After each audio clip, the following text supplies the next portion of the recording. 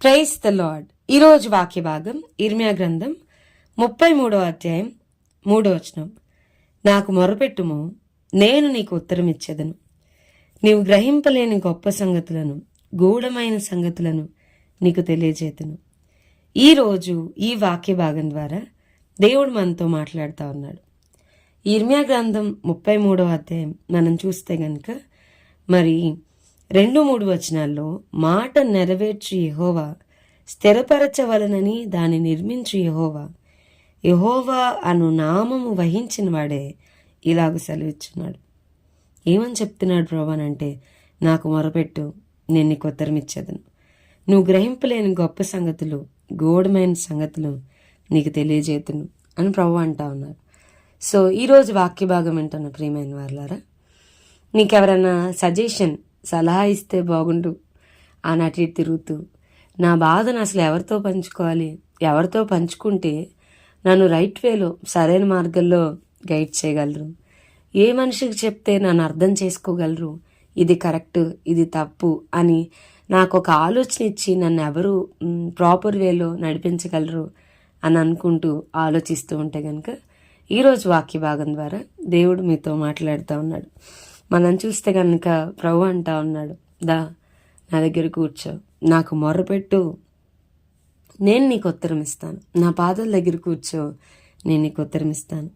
నీకు అసలు అర్థం కానివి, నీవు గ్రహింపలేని గొప్ప సంగతులు, గూఢమైనవి అనగా మర్మమైన విషయాలు, ఎవరికి కనబడిన హిడెన్ థింగ్స్, హిడెన్ సీక్రెట్స్ అన్నీ కూడా నేను నీతో చెప్తాను అని ప్రభు చెప్తా ఉన్నాడు. మన ప్రభువు మనకు ఆలోచన ఇచ్చి మనల్ని నడిపించడానికి ఆయన ఇష్టపడతా ఉన్నాడు.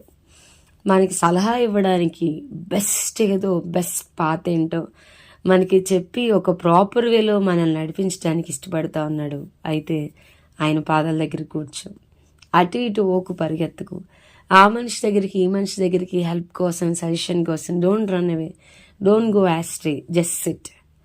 నువ్వు ఎక్కడుంటే అక్కడికే దిగి వచ్చి, నువ్వు మోకరించిన స్థలానికే వచ్చి నీతో మాట్లాడి నిన్ను బలపరచడానికి, నిన్ను స్థిరపరచడానికి ఇష్టపడే దేవుణ్ణి మన దేవుడిగా కలిగి ఉన్నాం. సో నువ్వు నీ గదిలోనికి పో, రహస్యంగా చూస్తున్న నీ తండ్రికి మొరపెట్టు, కన్నీరు కార్చు.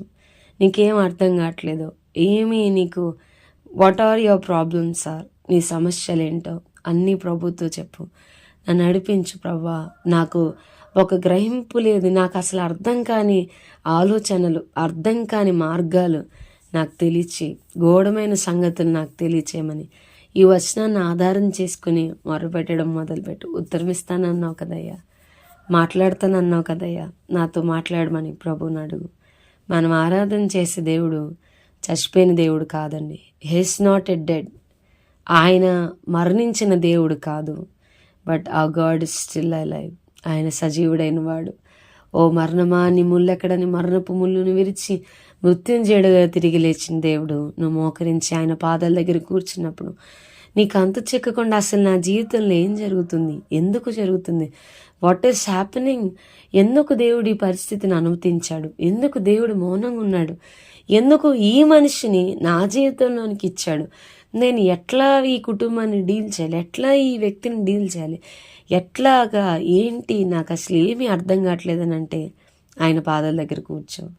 ఎవరిని ఎట్లా డీల్ చేయాలో ప్రభుకు తెలుసు. ఎందుకు ఆ వ్యక్తిని నీ జీవితంలోనికి అనుమతించారో ప్రభుకు తెలుసు. Pray until God speaks with you. దేవుడు నీతో మాట్లాడేంత వరకు. ఆయన కీర్తనలు 32:8 చాలా స్పష్టంగా మాట్లాడారు ఆయన. నీవు నడవలసిన మార్గమును నేను నీకు బోధించదును, నీ మీద దృష్టి ఉంచి నీకు ఆలోచన చెప్తా నేను. ఆయన అంటా ఉన్నాడు, ఆశ్చర్యమైన ఆలోచన శక్తి, అధిక బుద్ధి ఇచ్చేవాడు ఆయనే. He will give you, he will guide you. Accept him as your guide. ఆయన నీ కాపరిగా, నేను నడిపించే వ్యక్తిగా ఆయన అంగీకరించు. నాతో మాట్లాడి నా చేయి పట్టుకుని నన్ను నడిపించు ప్రభా అని ప్రార్థన చేసుకున్నాం. ప్రభా, ఈరోజు వాక్య భాగం ద్వారా మీరు మాతో మాట్లాడినందుకు వందనాలు. వాక్యం అన్న మా ప్రియులైన వారిని అందరినీ దీవించి ఆశీర్వదించమని యేసు నామమున అడిగి వేడుకొంచున్నాం తండ్రి. Amen. God bless you and have a blessed day.